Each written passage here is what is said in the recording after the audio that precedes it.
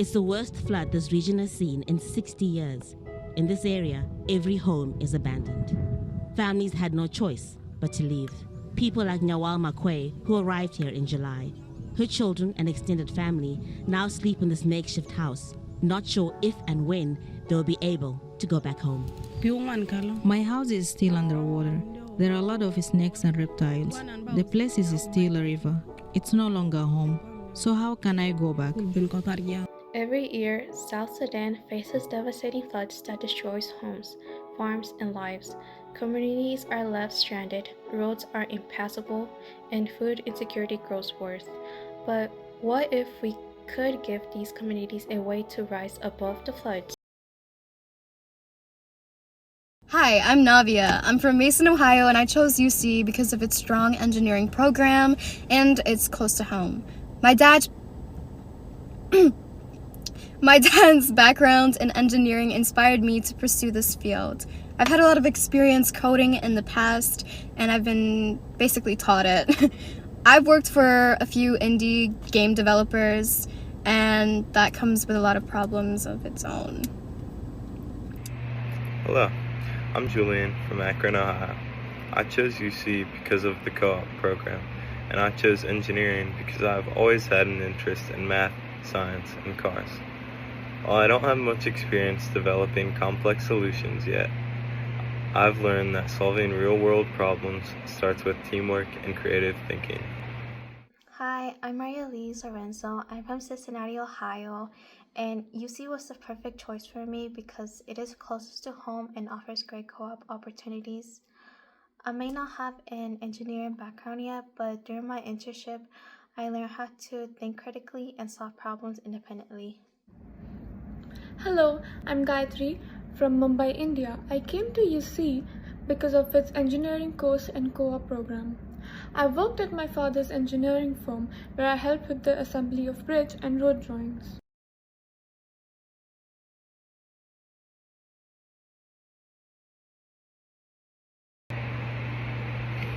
Our team combines different perspectives from coding to construction to problem solving. We each bring something unique to the table, and our diversity allows us to approach problems from multiple angles. We believe that our mix of real-world engineering experience and creativity gives us an edge. We're not just building a product, we're designing a lifeline. Our purpose solution is a floating-based system designed to help homes in flood-prone areas of South Sudan rise with the water levels. The design is inspired by floating docks, simple, stable, and scalable. The house will rest on bamboo posts that slide within the house sleeves. The house will rest on bamboo posts that slide within sleeves on the structure's ideas. Bamboo is lightweight, flexible, and naturally strong. It is a perfect material for allowing the home to move with rising water while staying stable.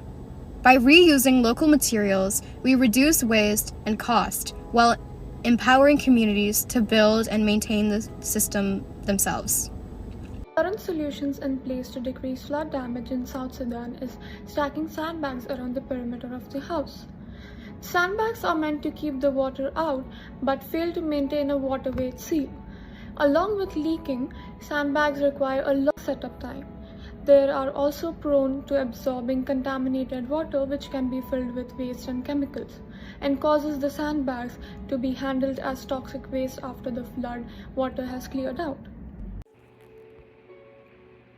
With all these things in mind, our product is intended to be installed before the flood and fit seamlessly onto the bottom of the house.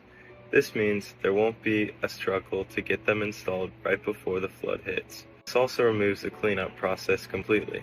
The sleeves guide the house right back down to the original location after the water level goes back down. Our long posts allow the product to withstand close to 4 or 5 feet of water before maxing out at the post, when sandbags are usually only stacked at a foot high. For the prototyping process, we anticipate making approximately 10 concepts. This will give us plenty of information about which materials we should go with, along with how many posts we need and how deep to secure them. The prototyping will also give us an idea of how much flotation material it will require to float houses of different sizes.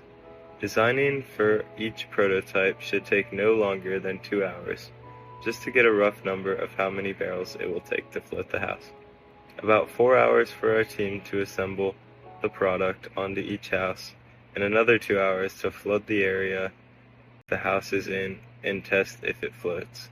If we have 2 people on the design phase, 4 people on the assembly, and 4 people on the flood phase, with a total of 240 personal hours, comes out to approximately $17,372.80 in labor. We would also estimate it will take $5,000 to build a structure as a test house and another $2,500 for the materials to build all the prototypes. According to Sanila.com, the price average for bamboo is around 51 cents per kilogram. So for 100 feet, it would cost about $20.40. According to recyclemachine.org, the price to process 12 barrels out of recycled plastic would cost about $250, but this could change heavily based on the product and the number of barrels required.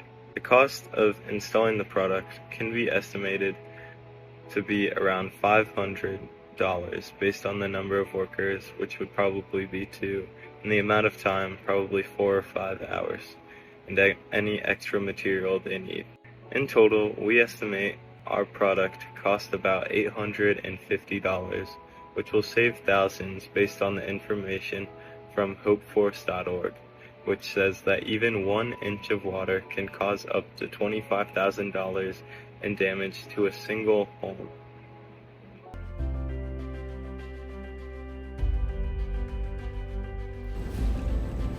We're looking for partners and investors who believe in a sustainable, community-driven solution. Thank you. Your investment will help us prototype, test, and scale the design, and most importantly, bring stability and safety to South Sudanese families. We believe in this project because we believe in the power of engineering to change lives. Together, we can help communities not just survive flood, but rise above them.